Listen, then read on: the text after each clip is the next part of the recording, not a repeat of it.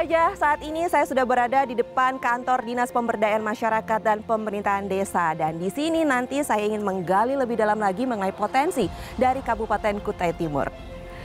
Kabupaten Kutai Timur melalui Dinas Pemberdayaan Masyarakat dan Desa terus berupaya menciptakan desa yang mandiri dan maju demi membangun generasi sejahtera. Dan hal ini sejalan dalam mewujudkan pembangunan berkelanjutan atau SDGs terkait masyarakat tanpa kemiskinan, tanpa kelaparan, kehidupan sehat dan sejahtera, serta kota dan pemukiman yang berkelanjutan. Lantas apa saja langkah dan pencapaian yang telah diraih untuk mencapai visi ini? Temukan jawabannya hanya di Jelajah Kutai Timur.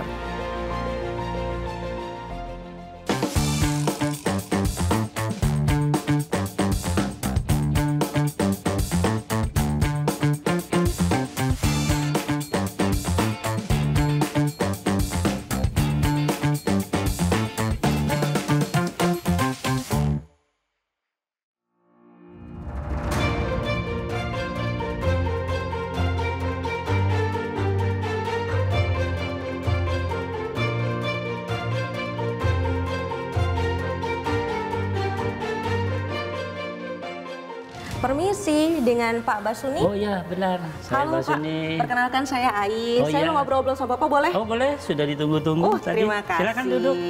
Sahabat Jelajah, ini Ya. dia Pak Basuni selaku Ya. Kepala Dinas Pemberdayaan Masyarakat dan Desa Kabupaten Kutai Timur. Pak Basuni, kita semua sama-sama tahu bahwa Kabupaten Kutai Timur ini adalah kabupaten terluas di Kalimantan Timur. Pastikan masyarakatnya banyak, desanya juga banyak, kecamatannya banyak. Saya boleh tahu nggak dari sumber pendapatan kelompok desa di sini itu dari sektor mana aja sih Pak? Oh iya baik, memang Kabupaten Kutai Timur ini kabupaten luas sehingga pendapatan masyarakat, usaha masyarakat itu sangat bervariasi.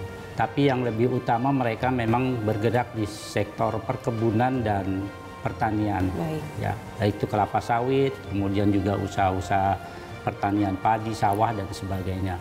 Itu yang lebih dominan. Kemudian sektor yang kedua adalah sektor pertambangan. Yang ketiga itu dari sektor perdagangan, Baik. usaha, jasa. Itu sebagai pensuplai akibat perkembangan penduduk yang besar sehingga perlu bahan-bahan produksi, bahan-bahan konsumsi untuk mensuplai baik ke perusahaan maupun masyarakat lokal. Ya. Ada juga dari sektor ASN, kemudian juga perangkat desa, kemudian sektor-sektor lainnya, Wira swasta juga wira banyak swasta di sini. juga begitu banyak di sini, sehingga memang sangat kompleks dan bervariasi sekali untuk usaha Banyak yang ya. begitu. Lalu apa yang dilakukan oleh Dinas Pemberdayaan Masyarakat dan Desa untuk mendorong gitu ya kemandirian ekonomi desa di sini? Memang desa ini sebenarnya bukan, perkembangan desa itu bukan sekedar berpotensi atau berdasarkan kepada pendapatan dari dana transfer pemerintah daerah. Iya. Ada beberapa sebenarnya sumber pendapatan desa yang bisa menjadi sumber dalam APBDes itu, diantaranya adalah dana desa yang dari pemerintah pusat, kemudian juga ADD, kemudian dana bagi hasil pajak dan retribusi daerah, dan juga sumber pendapatan asli desa. Nah, kita di dalam mengelola sumber yang ada di desa itu, pertama adalah kita harus bisa melakukan identifikasi terhadap sumber-sumber dominan yang ada di setiap desa. Sektor perkebunan itu memberikan peluang yang usaha sebenarnya, peluang usaha yang besar kepada baik pemerintah desa dan masyarakat dalam ikut berkontribusi terhadap usaha itu. Ada di sini plasma, ya, plasma bagi masyarakat yang juga mendongkrak ekonomi masyarakat. Kemudian juga usaha-usaha dari sektor-sektor pertambangan, ya kita bisa menggali itu sendiri.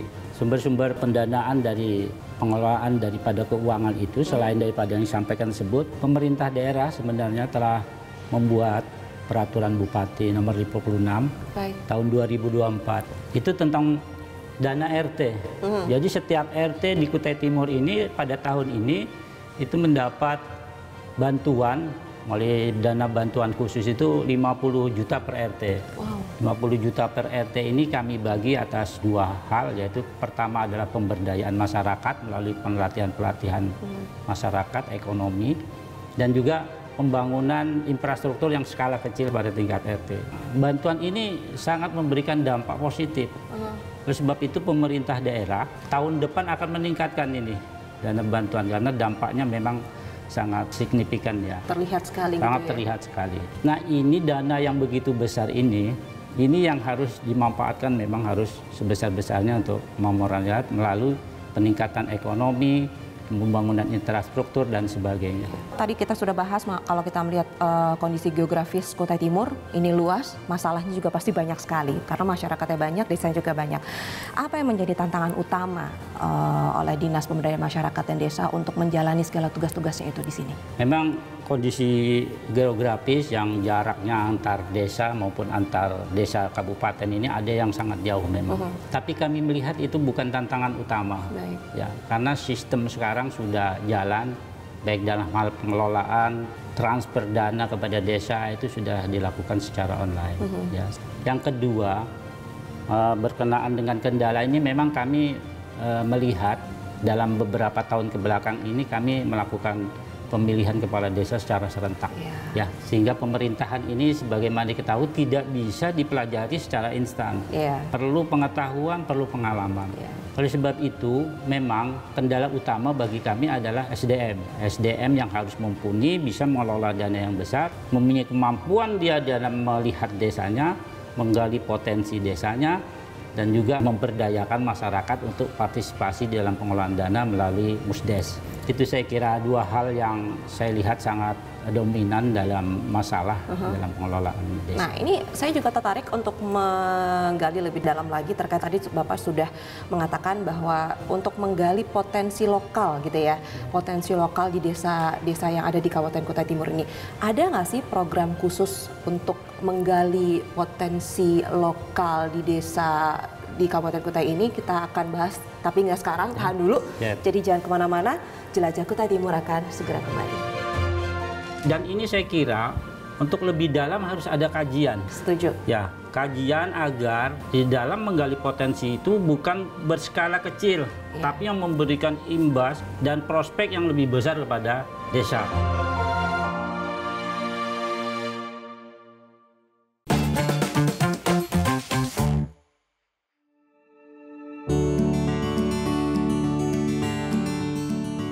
Ya sahabat jelajah, saat ini saya sudah diajak sama Bapak untuk masuk ke ruangan kerjanya. Kita lanjut ngobrol di sini boleh ya Pak ya?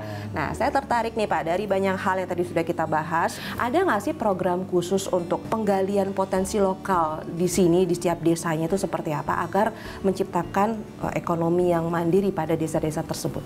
Baik, saat ini sebenarnya pemerintah daerah ini lagi melakukan public hearing yang ada di desa-desa untuk menggali potensi sejenis penggalian informasi yang dari masyarakat, karena yang diundang adalah masyarakat perangkat desa. Baik. Nah ini untuk dalam rangka menyusun rencana panjang desa dan rencana menengah desa. Jadi kita berharap memang di dalam penggalian potensi ini kami melihat pengembangan SDM-nya dulu, bagaimana bisa mengidentifikasi, melihat potensi, dan ini saya kira untuk lebih dalam harus ada kajian. Benar, setuju. Ya, kajian agar di dalam menggali potensi itu bukan berskala kecil, tapi yang memberikan imbas dan prospek yang lebih besar kepada desa.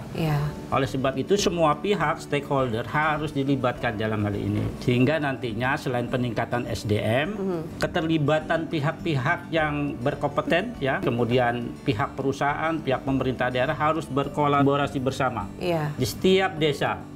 Ini yang harus kita fasilitasi nantinya, sehingga akan bisa menciptakan perencanaan yang bagus, dana yang mencukupi. Mudah-mudahan ini bisa running secara bagus. Saya kira itu. Pemerintah daerah rencananya tahun depan akan meluncurkan program itu setiap desa memberikan bantuan keuangan yang dikelola oleh OPD itu antara 2 sampai 5 miliar. Ini nanti masuk di dalam program masing-masing OPD. Yang kegiatan lokusnya itu ada di semua desa. Pak, tapi sebelum saya hadir ke Kutai Timur, saya tuh sempat riset gitu ya. Katanya baru-baru ini di Kutai Timur baru saja meluncurkan aplikasi yang namanya Sipades 3.0. Nah, ini aplikasi apa, Pak? Sebenarnya aplikasi ini berasal dari pemerintah pusat dari Kementerian Dalam Negeri berkenaan dengan pendataan masalah aset desa. Oke, baik. Latar belakangnya apa ini dengan adanya aplikasi ini? Selama ini laporan keuangan di desa itu hanya berkenaan dengan aset tetap. Nah, ini kita merinci satu-satu aset itu apa saja. Sebenarnya permasalahannya yang penting itu bukan itu sih. Dalam rangka pengembangan desa saya lihat bahwa bagaimana desa itu bisa memanfaatkan aset ini untuk pendapatan desa dan digunakan untuk kesejahteraan masyarakat. Ada kerjasama pemanfaatan, ada sewa, ada bangun seraguna dan sebagainya. Nah, ini peluang yang bisa diambil oleh desa agar kemandirian itu bukan hanya bergantung pada sumber pembiayaan yang berasal dari pemerintah pusat dan kabupaten kota. Tapi kalau menurut Bapak sendiri gitu ya, menurut Pak Basuni sendiri, mengapa sih pengelolaan aset ini penting dalam pembangunan berkelanjutan? Ya, sangat penting. Karena sumber daya dalam rangka pelaksanaan pemerintahan itu harus didukung oleh ketersediaan fasilitas pendukungnya. Gedung merupakan aset. Kalau gedungnya bagus, memadai, maka kerja dengan bagus. Juga enak, ya, masuk kantor happy. Kalau dia ada BPU dan itu bisa dimanfaatkan, disewakan untuk kegiatan masyarakat, uang sewanya kan bisa masuk ke dalam kas desa. Kalau dia punya mobil yang bisa dikerjasamakan dengan pihak lain, itu menambah aset desa. Nah, pemerintah desa itu sebenarnya setiap desa membentuk BUMDes sebagai usaha desa. Nah, BUMDes ini merupakan diharapkan nantinya menjadi sumber pendapatan asli desa, memberikan kontribusi terhadap desa. Memang pemerintah desa itu menanamkan saham di situ, memberikan bantuan keuangan untuk dikelola dengan bagus. Ini yang harus dikembangkan BUMDes ini, sehingga dia bermanfaat, bisa meningkatkan kesejahteraan masyarakat, menciptakan lapangan kerja melalui BUMDes, dan akhirnya itu bisa menambah pendapatan asli desa. Pak, tapi saya juga tertarik mengenai aparat desa, SDM aparat desa yang seringkali berganti-ganti, terlalu cepat lah bisa dikatakan. Lalu apa langkah yang dilakukan oleh Dinas Pemberdayaan Masyarakat dan Desa untuk meningkatkan kualitas SDM aparat desa di Kutai Timur ini? Baik, ini pertanyaan bagus. Tahun ini kami sebenarnya berinvestasi untuk meningkatkan kemampuan sumber daya manusianya melalui diklat. Semua lini mulai dari perangkat desa, kepala desa, BPD, BUMDes dan sebagainya kita sudah didik. Saya melihat ini investasi dan ini tidak bisa karena pengaruh penggantian kepala desa mereka diganti dengan semena-mena.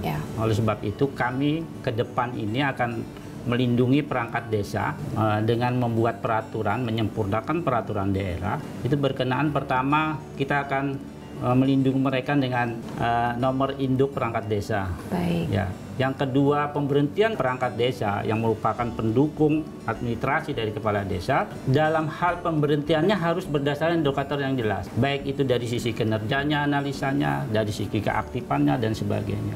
Berkenaan dengan perkutan, kami akan buat peraturan juga tentang ada tim independen nanti dalam hal perkutan, sehingga ada kualitas dalam hal perkutan. Demikian juga berkenaan mutasi antar perangkat desa harus berdasarkan kajian. Kami tambahkan juga Mbak bahwa pemerintah daerah menyadari bahwa tugas kepala desa yang semakin berat ini dan kemampuan keuangan desa yang sudah cukup lumayan, kemudian dana ADD dari APBD itu sudah meningkat, maka pemerintah daerah ya dalam hal ini Bupati Kutai Timur telah meningkatkan pendapatan daripada perangkat desa, kepala desa, dan lembaga desa. Itu cukup lumayan sekitar 40% dari tahun 2023. Ini akan terus kita kaji, tapi dengan harapan bahwa peningkatan ini dibarengi dengan kinerja. Kita berharap pelaksanaan di tiap desa itu bisa menjadi lebih baik, pelayanan menjadi baik, pembangunan menjadi lebih baik. Wah, kayaknya semakin seru nih kalau kita berbincang dengan Pak Basuni untuk masalah-masalah lainnya ada di sini dan juga program-program lainnya di sini. Monggo silakan. Kita boleh ngobrol-ngobrol lagi, tapi kita tahan lagi ya. Jangan kemana-mana, Jelajah Kutai Timur akan segera kembali. Baik. Nah, harapan kami di DPMD dan Kabupaten Kutai ini sangat besar terhadap desa. Peran lembaga itu sangat penting untuk mensukseskan program ini. Oleh sebab itu ke depan kami akan memaksimalkan peran dari lembaga desa seperti PKK ya, kemudian juga Posyandu.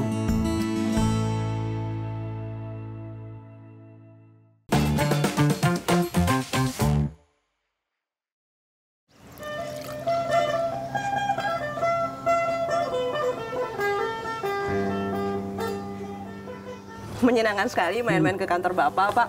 Ternyata di kantornya ada gazebo untuk santai-santai. Jadi kita lebih santai untuk ngobrol di sini aja. Pak, kalau kita lanjutin nih ngobrol-ngobrol kita tadi. Sebelumnya kita sudah membicarakan masalah program lalu juga kegiatan yang dilakukan oleh DPMD. Tapi kalau untuk meningkatkan gitu ya manajemen aparatur desa itu sendiri ke depannya, itu apa yang akan dilakukan? Memang pemerintah daerah ini sebenarnya berkepentingan besar terhadap desa yang bisa berjalan dengan baik. Saya melihat memang ada beberapa permasalahan sih, hubungan komunikasi, koordinasi antara BPD dengan kepala desa. Iya. Nah, ini yang kami upayakan untuk mereka mempunyai niat yang sama untuk memajukan desa, sehingga BPD ini bukan sekedar mengawasi cari permasalahan, tapi kita libatkan nanti di dalam proses perencanaan, pengawasan juga. Itu jadi pola hubungan yang harmonis antara kepala desa, lembaga desa dan sebagainya itu yang akan kita dampingi nanti. Yang kedua, kami akan meningkatkan peran kecamatan sebagai unsur terdekat pada desa untuk melakukan pembimbingan secara detail berkenaan dengan perencanaan dan juga pelaksanaan kegiatan yang ada di lapangan. Itu yang kami sangat tekankan nantinya. Mungkin kami juga lakukan langsung pembimbingan ke lapangan terhadap penggalian potensi dan sebagainya, fasilitasi terhadap kepentingan kepala desa, kepentingan daripada masyarakat desa. Salah satunya tadi kita melakukan hearing ke lapangan langsung. Itu dalam upaya kami untuk meningkatkan hubungan mereka, pola hubungan kerja mereka sampai kepada tingkat RT. Ya, RT ini kita berdayakan, kita kasih mereka dana agar mereka terlibat secara aktif, terlibat di dalam pemerintahan. Tapi yang menjadi fokus dari DPMD itu sendiri apa, Pak, di sini? Sebenarnya anggaran pemerintahan desa itu bukan semata untuk penyelenggaraan bersifat fisik ya, tetapi banyak sebenarnya program-program pemerintah yang bisa di backup oleh dana dari desa, terutama berkenaan dengan masalah kemiskinan. Ya, kita melakukan upaya-upaya agar dana itu bisa untuk meningkatkan pendapatan masyarakat melalui pelatihan dan sebagainya. Demikian juga peran-peran dari lembaga ya seperti pencegahan stunting. Desa itu juga mengalokasikan pembiayaan sebenarnya untuk itu. Entah itu makanan tambahan, kemudian juga untuk penyuluhan dan sebagainya. Nah, itu kita melibatkan aparatur dan masyarakat yang sudah dilatih untuk bisa memberikan pemahaman ke masyarakat. Jadi masyarakat itu bisa memahami sehingga upaya penurunan angka kemiskinan, kemudian stunting itu bisa kita eliminir seperti itu. Nah, ini perlu keterlibatan semua pihak sih. Ya, samping pemerintah desa, lembaga desa juga masyarakat yang harus juga peduli untuk itu. Jadi dengan ada penyuluhan itu jadi bisa merata semuanya ya, Pak ya? Kita harapkan demikian. Baiklah, Pak. Kita keroyokin lah kerjaan itu supaya nanti hasilnya sama-sama dirasakan oleh masyarakat desa. Pak Basuni, nggak terasa sebentar lagi kita akan masuk ke tahun baru, yaitu tahun 2025. Apakah ada rencana atau harapan dari DPMD sendiri menjelang tahun baru atau di tahun yang baru nantinya untuk membuat Kabupaten Kutai Timur ini menjadi lebih sejahtera dari yang sekarang? Nah, harapan kami di DPMD dan Kabupaten Kutai ini sangat besar terhadap desa. Kami menyadari bahwa peran lembaga itu sangat penting untuk mensukseskan program ini. Oleh sebab itu ke depan kami akan memaksimalkan peran dari lembaga desa seperti PKK ya, kemudian juga Posyandu dan juga peran daripada petugas-petugas penyuluh lapangan. Nah, ini mereka harus terlibat dalam peningkatan lembaga ini, peran mereka harus dimaksimalkan. Saya mohon dukungan ini kepada semua pihak, terutama lembaga desa, untuk bisa bersama-sama kita mengerjakan ini semua lah ya, agar mendapat hasil yang lebih maksimal.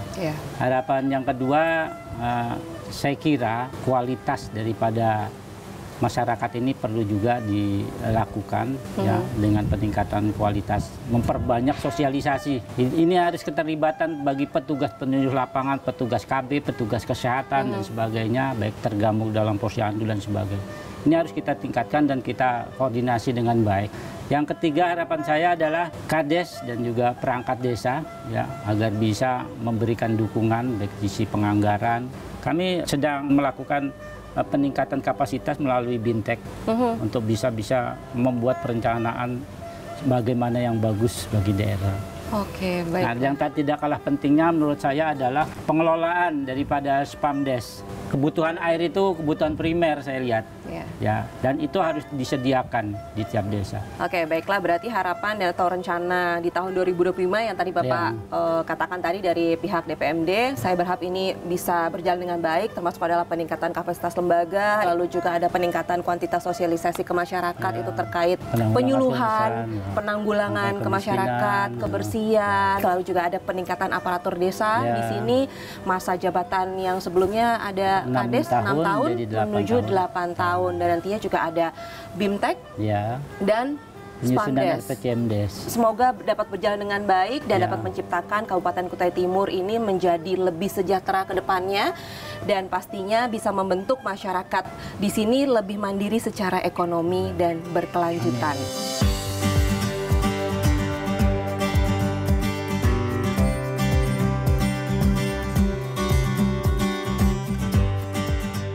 Sahabat jelajah, dengan wilayah yang luas dan potensi besar, Kabupaten Kutai Timur melalui Dinas Pemberdayaan Masyarakat dan Desa terus bergerak maju untuk mewujudkan desa-desa yang mandiri dan sejahtera. Ya, program-program yang telah dijalankan menjadi bukti komitmen Kutai Timur bergerak menuju masa depan desa yang lebih mandiri dengan mewujudkan poin SDGs dan pembangunan yang berkelanjutan tentunya. Maka rencana yang sudah dirancangkan akan menjadi langkah baru untuk kemajuan masyarakat dan desa di Kutai Timur. Sekarang saatnya saya pamit. Saya Permatasari Arhab, sampai jumpa di Jelajah Kutai Timur berikutnya.